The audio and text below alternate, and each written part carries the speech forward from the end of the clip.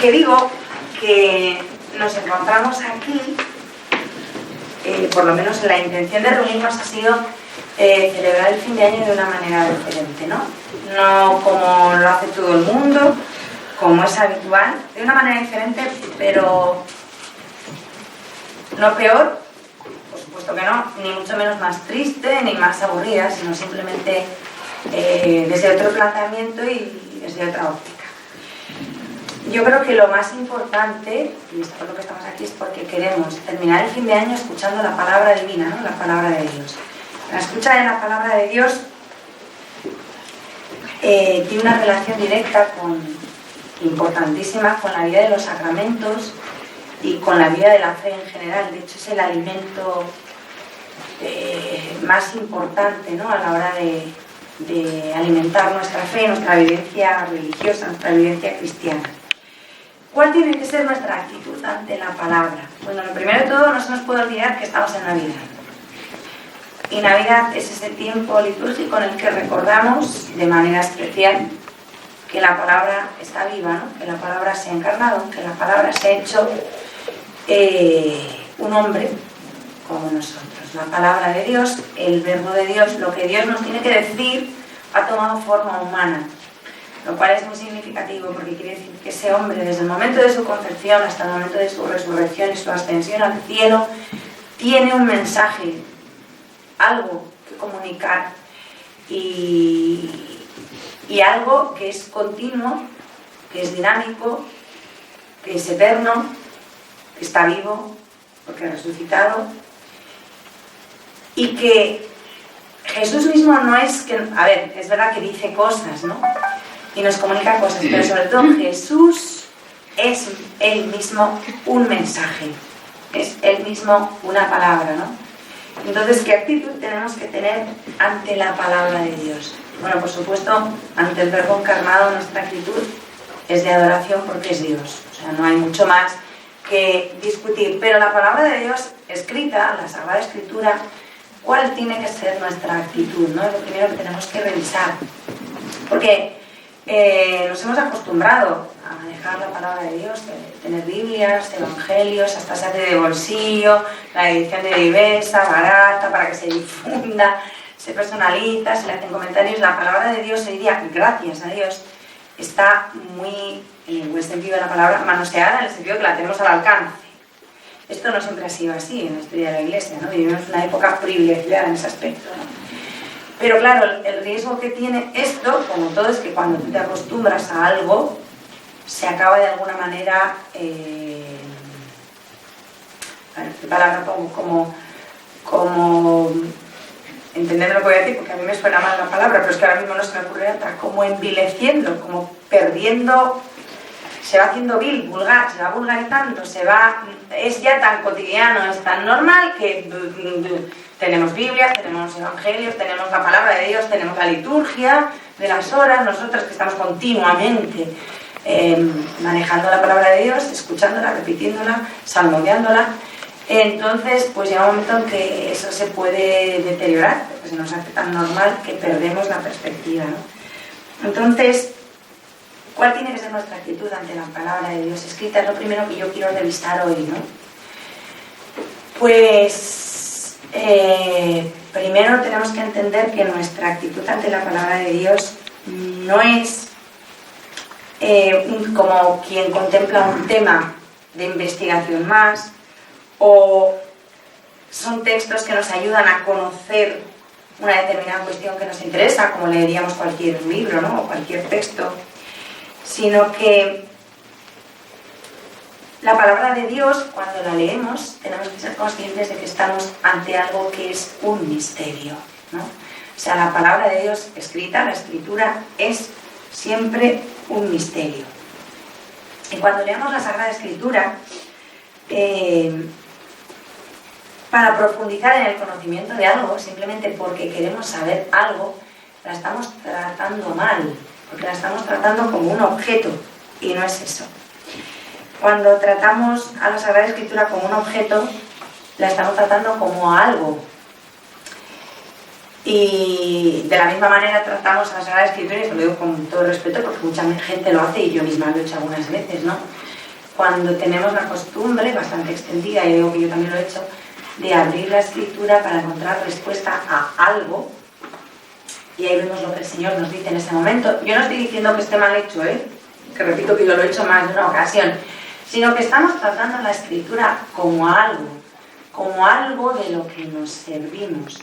Y el planteamiento no es correcto, aunque Dios es tan bueno que muchas veces sale al encuentro de nuestras necesidades cuando obramos de esta manera, ¿no? Y nos socorre, porque la intención con la que obramos es buena. Pero no deja de ser un trato incorrecto de alguna manera. ¿Por qué? Porque nuestra actitud frente al texto inspirado y revelado ante lo que es la Sagrada Escritura no puede ser la actitud que se tiene ante algo muy importante o ante algo que se venera porque es muy sagrado. Todo esto es corto. Nuestra actitud tiene que ser la que se tiene ante alguien, porque la Sagrada Escritura no es algo, y muchas veces la instrumentalizamos, la utilizamos como si fuera algo.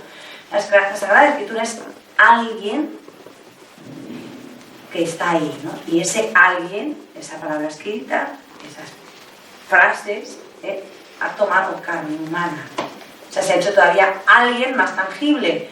Pero antes de hacerse carne humana, antes de encarnarse, la Sagrada Escritura, desde el principio, desde la primera palabra del Génesis hasta la última del Apocalipsis, es alguien con mayúscula. Entonces, nuestra actitud tiene que ser de más todavía que de profunda veneración, ¿no? Efectivamente, no vamos, entendiendo lo que voy a decir, a adorar la materialidad de un libro, pero sí tenemos que adorar al espíritu que vivifica ese libro, ¿no? O sea, que hace que esa palabra escrita sea alguien.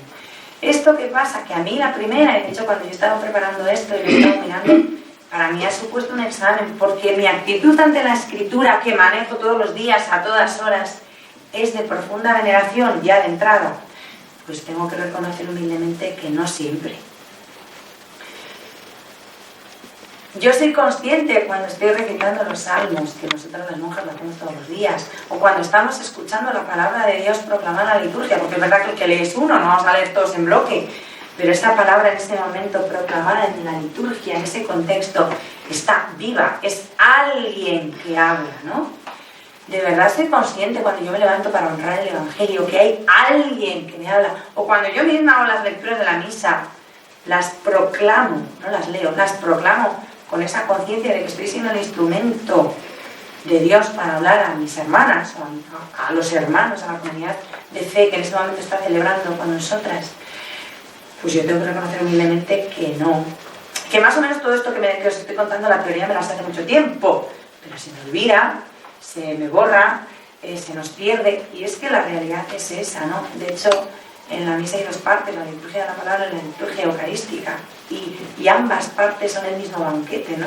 Son distintas expresiones, porque la palabra de Dios está viva, y eso se nos suele olvidar. Entonces quizá el primer examen de fin de año, la primera es cómo es mi relación con la palabra de Dios escrita, ¿no?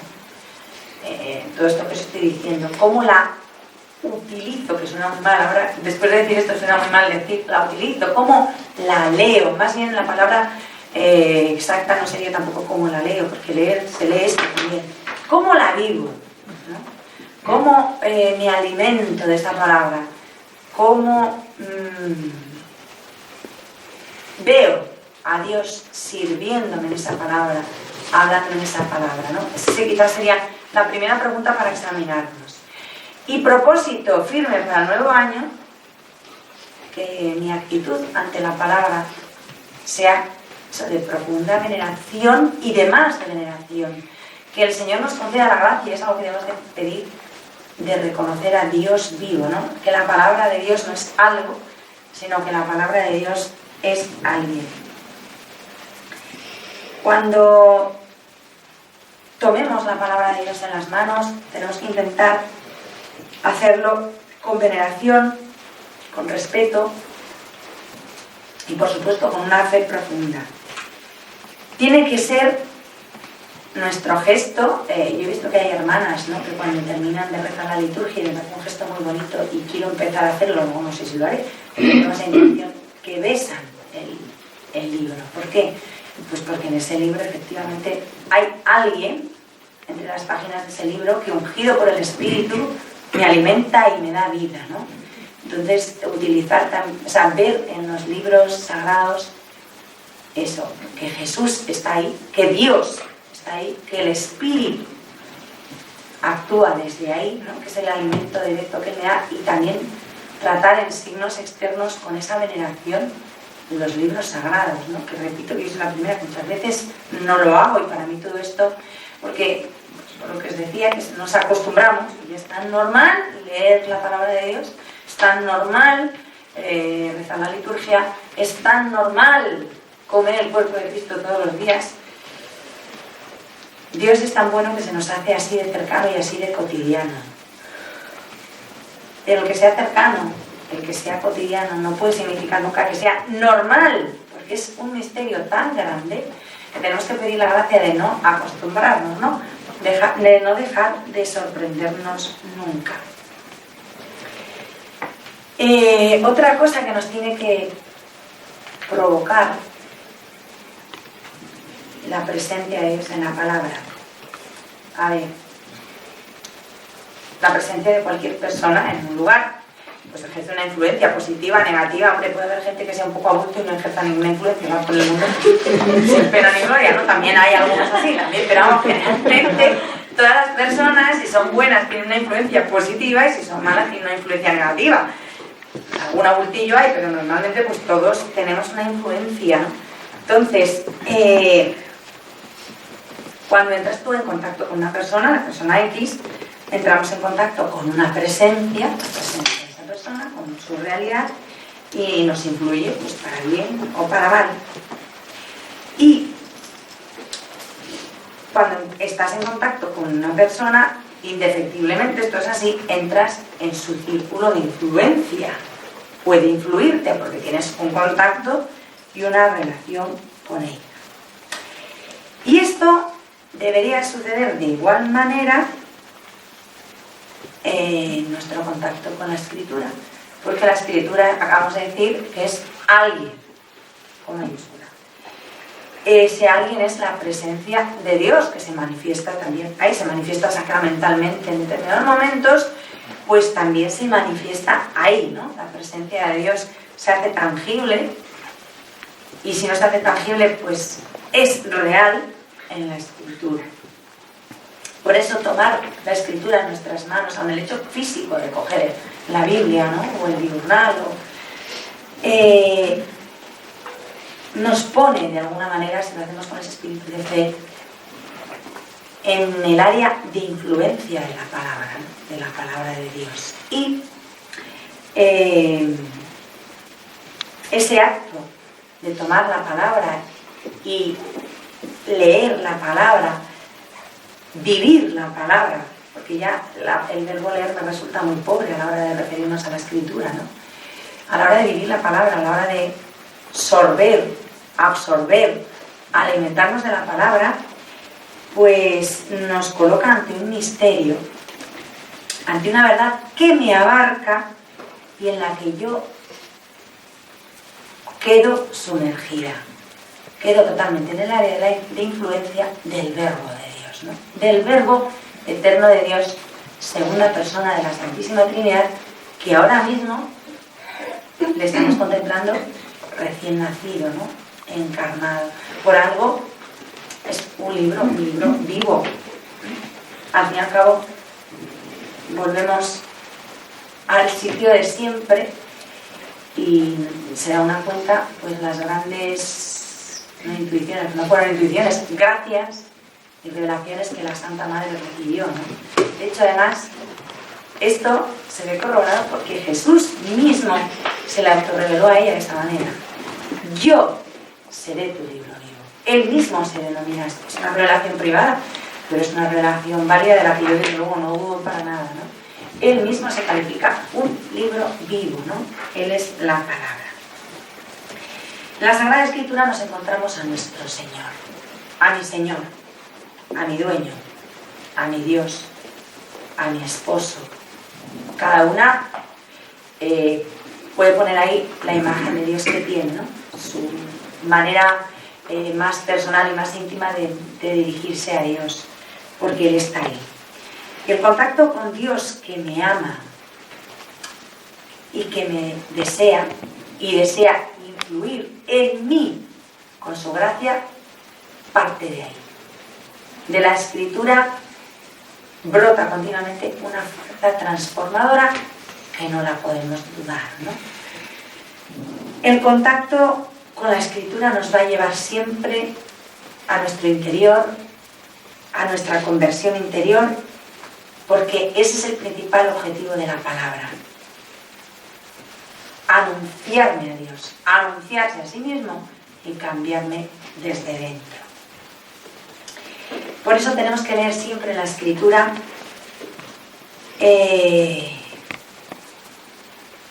como una forma de contacto directo con Dios. No vamos a ver si la genealogía de Jesús tiene 27 varones o 26, no sé los que tiene, o si lo que caminaron los discípulos de Maús eran no sé cuántos estadios que dice allí, voy a ver qué dice. Hombre, sí puedes ir a satisfacer esa curiosidad que no es mala, pero la motivación última nuestra de leer la Escritura tiene que ser siempre ponernos bajo la influencia directa de Dios, ¿no? Si entramos en relación personal con Cristo desde su palabra, es muy difícil que esa palabra no llegue a transformarnos desde dentro. La fuerza transformadora de la palabra de Dios pues es infinita, porque la omnipotencia de Dios está ahí en su verbo, ¿no? En su palabra. De hecho lo dice: tu palabra todopoderosa se lanzó de los cielos. ¿Y para qué se lanzó? ¿Para caer en paracaídas? No. Se lanzó hacia cada uno de nosotros porque desea entrar en nosotros y cambiarnos desde dentro, ¿no? Pero que no se nos olvide que su palabra no se lanzó para persuadirnos de algo. Su palabra es todopoderosa. Es capaz de cambiar el corazón más duro. Y de esto no podemos dudar, porque claro, si dudamos no funciona. O sea, aquí todo va en cuestión de fe. Sí, hombre, Dios me puede cambiar, pero no tiene pinta, ¿eh? Pues entonces no te lo estás creyendo. Fíjate que dices, sí, hombre, Dios puede hacer milagros, ¿cómo no va a poder hacer milagros? Pero frente a esta situación no creo yo que lo haga. Evidentemente no lo va a hacer. O sea, el requisito indispensable para que la gracia de Dios funcione es una fe inquebrantable. O sea, que no dudemos que lo puede hacer. Y esa es nuestra dificultad más grande, porque decimos que sí con la boca pequeña, pero en el fondo del corazón dudamos, ¿no? Como le pasó al bendito Pedro. Si eres tú, mándame ir a ti sobre las aguas, que la petición tiene ya bemoles. Y Jesús le dice, ven. Y el otro salta, porque yo no sé si hubiera saltado. Bueno, primero no creo que se me hubiera ocurrido la petición. Y segundo, si me hubiera dicho bien, me hubiera dicho, bueno, deja, ya me fío, ya sé que eres tú. Yo me quedo en la barca, que esto no... Pues Pedro, como era la impulsividad andando, sale flechado y camina sobre el agua. Y de repente le llega la lógica, que es caca, y dice, ¿qué estoy haciendo yo encima del agua? ¿Qué estoy haciendo yo aquí arriba? No debería estar aquí. Entonces le entra duda, vacila y su fe le hizo caminar encima del agua. No fue el Señor, sino la fe. Y en cuanto, porque el Señor no le cortó el rollo a mitad del esto para que se hundiera, sino fue él el que cortó la fe. Empezó a utilizar su razón y dijo, ¿pero qué hago yo aquí? ¡Ay, qué miedo! Abajo. Dudó y empezó a hundirse, ¿no? Pues eso nos pasa con Dios así de veces. Sí, yo sé que Dios es omnipotente, pero ¿cómo va a arreglarlo esto? Pero no estás diciendo que es omnipotente, sí, pero... ¿Y Dios puede hacer milagros? Sí, hombre, sí, yo tengo fe, pero conmigo no tiene pinta esto de que lo vaya a arreglar. Pues evidentemente no lo arreglo. Pero si tú tienes una fe inquebrantable, no quebrantable 2 segundos después, lo va a hacer. Y la palabra actúa de esta manera. Si yo estoy segura que leyendo, alimentándome, ahondando, viviendo la palabra va a vivir en mi corazón y lo va a transformar desde dentro, me convertiré y seré santa. Si no, pues seguiré más o menos bien como estamos, que no estamos mal del todo, pero podríamos estar bastante mejor, ¿no? Y esto es una realidad. Si yo entro en contacto personal con Cristo en su palabra,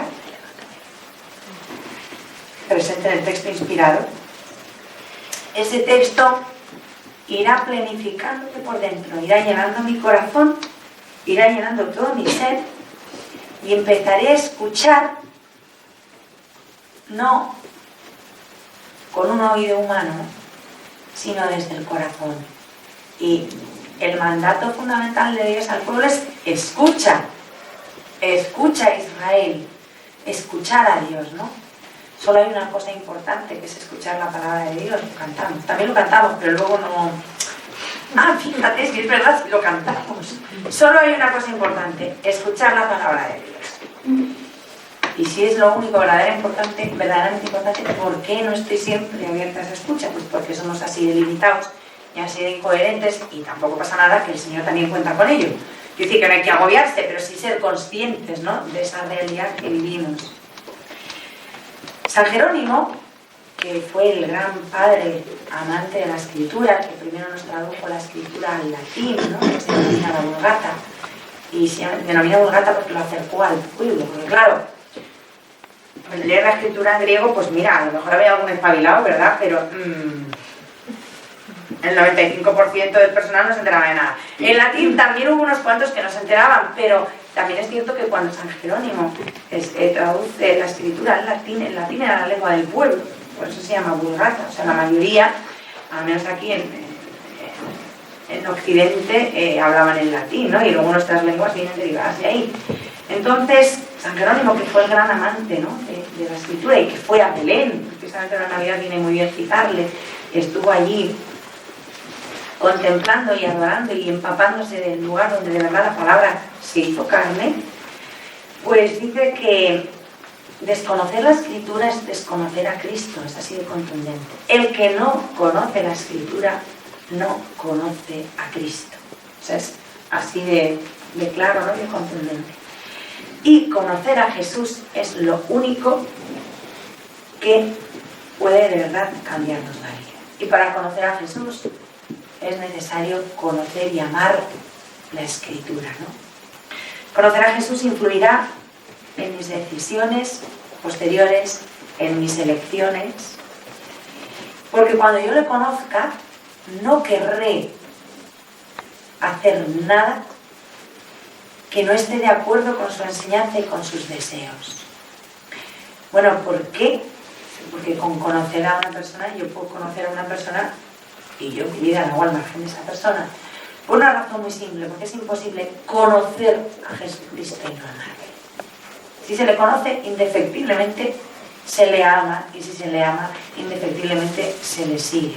Porque el conocimiento de Cristo nunca va a ser un conocimiento intelectual, y menos si es un conocimiento a través de la Escritura, va a ser un conocimiento ungido por el Espíritu y desde todo el ser, ¿no?, principalmente desde el corazón. Dios se nos revela a través de la palabra y se nos revela con una intención clara, que es lo que os acabo de decir: crear entre Él y entre nosotros una relación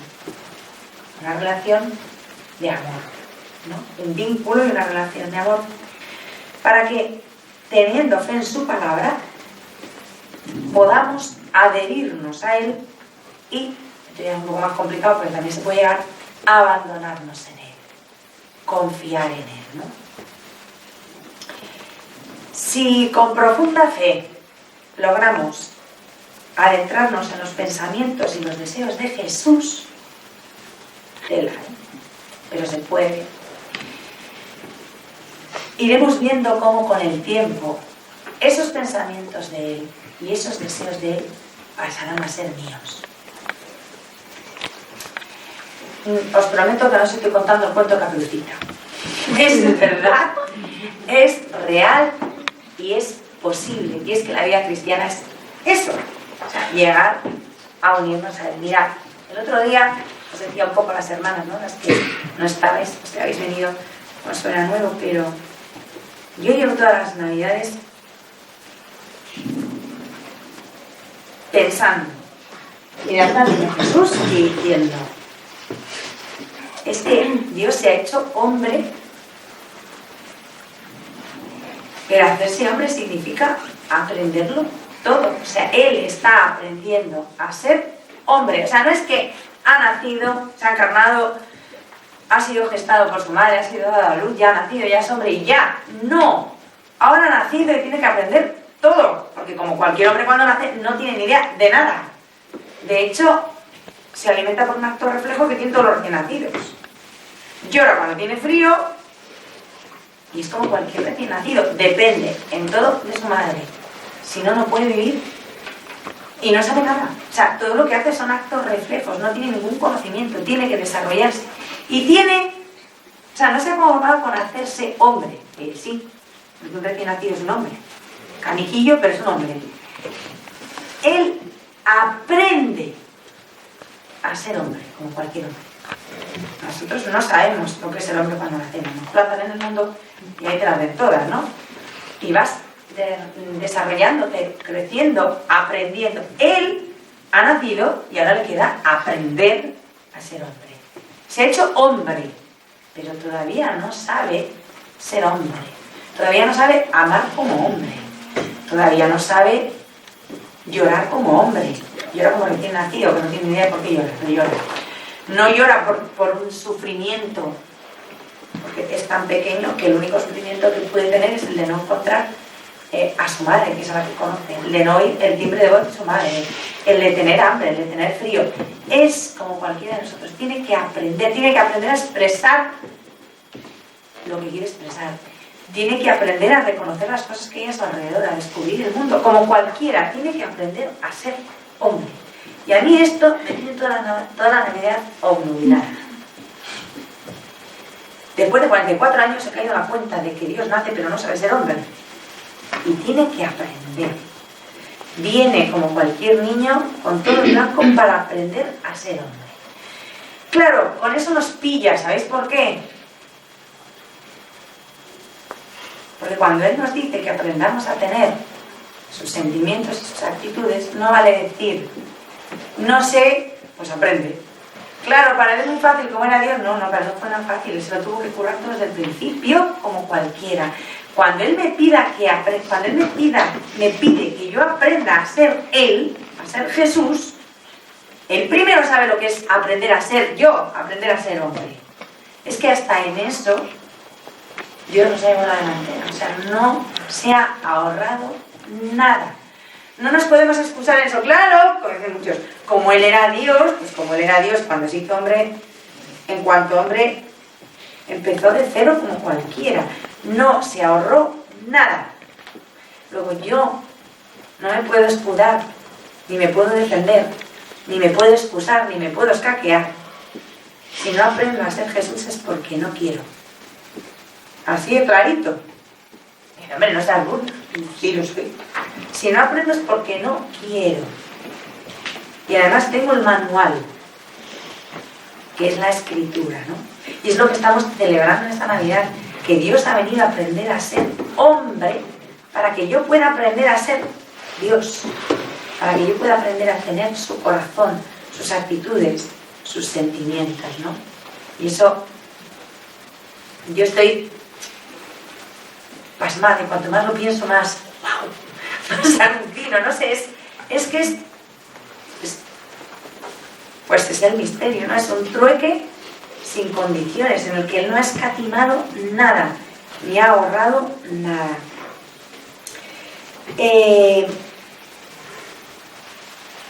Volviendo a esto, porque se me va la pista, ¿no? Volviendo a aquí. Esto es como lo de dime con quién andas y te diré quién eres. Pues lo mismo. Tú dime lo que lees y te diré lo que eres, ¿no? Evidentemente, si lees... pues serás... Si lees con frecuencia la palabra de Dios, te diré quién eres o quién vas camino de ser, ¿no? No tengo nada en contra de los diarios, pero si te dedicas a leer el Marca, pues me parece muy bien. Bueno, si toda la gente leyera el Marca, no iríamos mal. Pero evidentemente lo que va a configurar tu corazón, las lecturas influyen muchísimo en las personas, aun las lecturas normalitas, ¿no? La lectura de la palabra de Dios, repito, tiene una fuerza transformadora infinita, ¿no? Es omnipotente. El contacto vivo con Cristo, tu contacto vivo con Cristo en la Escritura, presente en su palabra divina, hará que te fundas cada vez más con Él, en un todo, ¿no? En una realidad. Cada palabra plasmada, sobre todo en el Nuevo Testamento, y cada gesto de Jesús son la expresión del misterio de su vida, de su muerte, de su resurrección, de su presencia.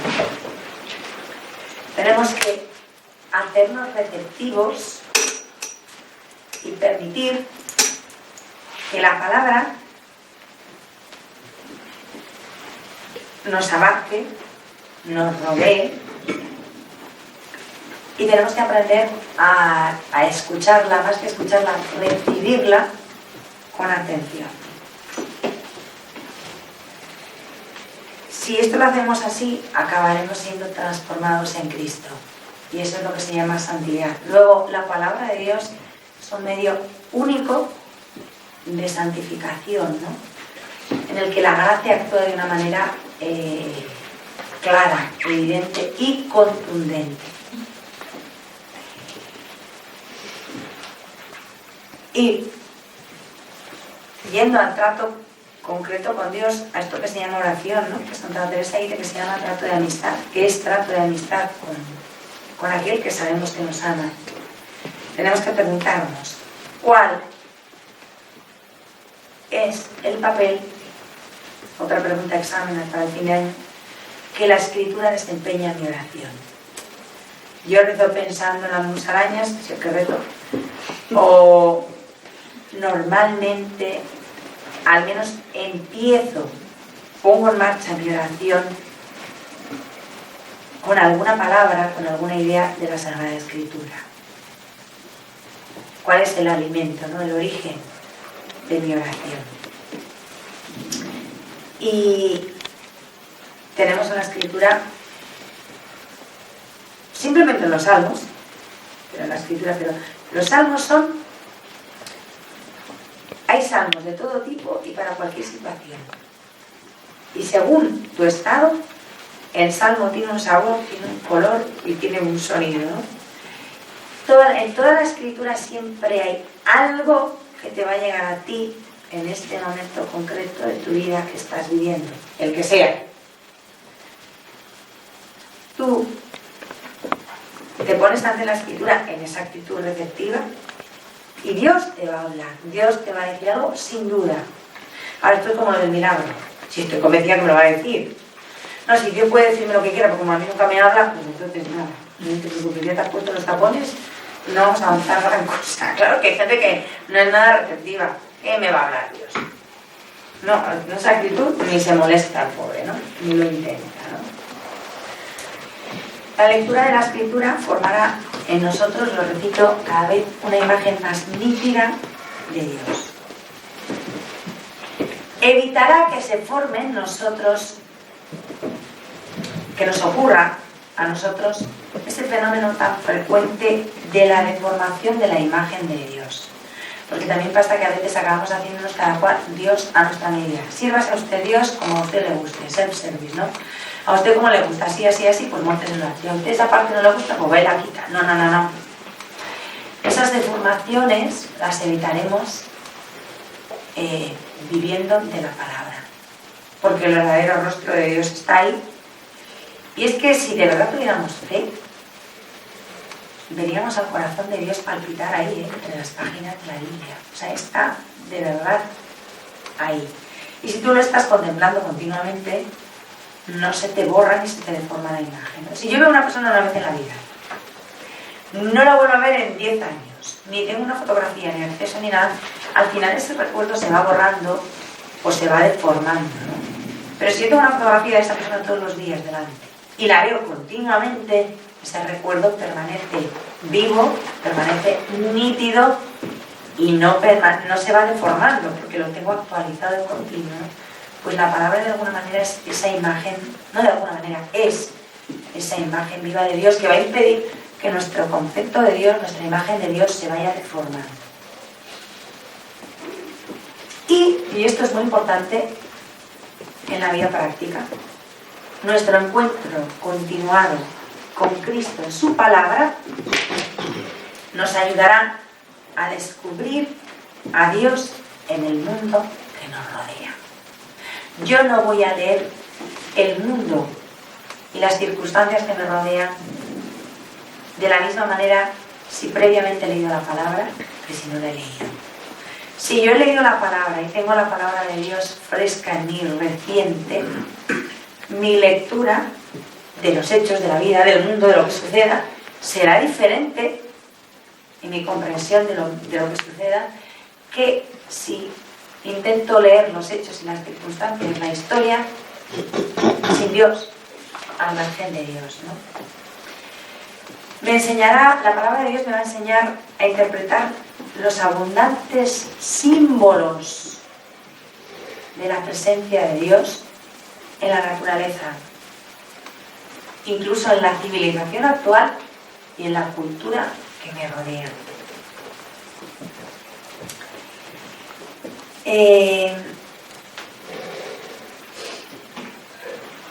Si queremos que nuestra oración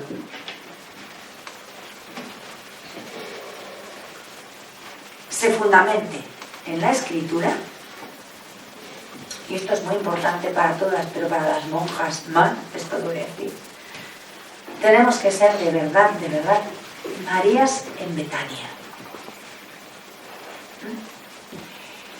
Betania ya sabemos que es un sitio muy querido para Jesús, muy entrañable, la casa de unos amigos muy queridos, porque además lo dice expresamente, Jesús amaba mucho a Marta, a María y a Lázaro.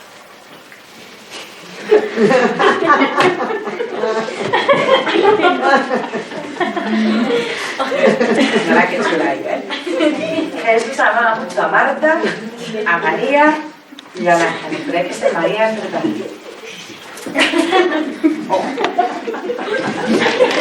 Sabemos que con frecuencia Jesús acudía allí porque se sentía acogido, se sentía querido, descansaba. Él acudía allí a Betania. Y sabemos que cuando se acercaban los últimos momentos de su vida, al final, él va allí, sabiendo que los fariseos lo estaban espiando con muy mala idea, se va a Betania, se refugia allí. Y cuando Jesús llega a la casa de sus amigos, María se sienta a sus pies y absorbe cada una de sus palabras. Se comportaba como si estuviera delante de un sagrario, ¿no? Como si estuviera delante de un tabernáculo. Lo estaba, evidentemente. Y cuando Marta, atareada con los quehaceres de la casa, le pidió a Jesús que la pusiera en orden, Jesús le contesta: María ha elegido la parte mejor y nadie se la quitará. ¿Por qué? Porque la mejor parte es estar junto a Cristo, es sentarse a sus pies y escuchar con fe sus palabras, lo que Él dice, lo que Él nos dice a través de la Escritura. Quizá el acto mejor sea sentarse delante del tabernáculo y ahí delante de Él leer la palabra,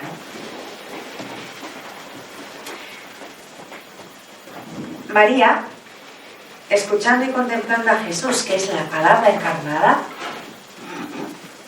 tuvo que ser para él una gran alegría, ¿no? Que alguien de verdad se detuviera a escucharle, dejara todo cuidado y no deseara otra cosa más que escucharle. Porque muchos le escuchaban, pero sin apertura de corazón, con mala idea, para ir a pillarle, a ver dónde le pillamos, para ridiculizarle, para rebatirle. Ella no. Ella le escucha con un corazón totalmente abierto y receptivo, ¿no? Y eso para Jesús tiene que ser una grandísima alegría. Nosotros muchas veces vamos tan acelerados que decimos que no tenemos tiempo para leer la Biblia, que no. Sin embargo, para María no había nada más importante, ¿no? Solo hay una cosa importante, ¿no? Que es escuchar la palabra de Dios. Y el lugar más apropiado para ella era estar a los pies de Jesús, escuchando la palabra. Y ese es nuestro lugar, y eso es lo que vamos a intentar hacer estos días, hoy y mañana, en esta comida de fin de año. Por un lado, a la luz de la palabra, examinar nuestra vida y hacer un propósito nuevo de que el año nuevo, propósito firme, mejor dicho, de que el año nuevo sea de verdad un año en que la palabra de Dios sea alguien importante en nuestra vida, ¿no? Alguien vivo, resucitado, real, tangible. Si está vivo, actúa en mi vida. O sea, ese amor a la palabra, que podamos decir, tus palabras eran mi gozo y la alegría de mi corazón, ¿no? Cuando encontraba palabras tuyas las devoraba. Que de verdad sea así, yo creo que con esta intención, con esta idea de empezar pues este encuentro, esta convivencia, ¿no? Y eso era lo que tenía así que decir. No sé si alguien quiere decir algo, añadir algo, preguntar algo. Si preguntáis cosas que sean fáciles. A sentarse, no caerse para atrás. Cualquier bebé tú le sientes, primero se la pega. Hasta que aprende a sentarse, hasta que aprende a gatear, hasta que aprende a ponerse pie. Tiene que aprender, no sabe nada. Y eso, si lo pensamos despacio, a mí por lo menos me impresiona muchísimo. Y dices, es una sabiduría infinita y tiene que aprender todo. O sea, no es así, hombre, bueno, sí, ya. Pero mola entonces, porque entonces como que no se aprendió, yo no tengo que tener miedo porque él me va a enseñar cómo él aprendió a sonar los mocos. ¿No? Pues como sentir más, pues eso, ¿no? Que era alguien, ¿no?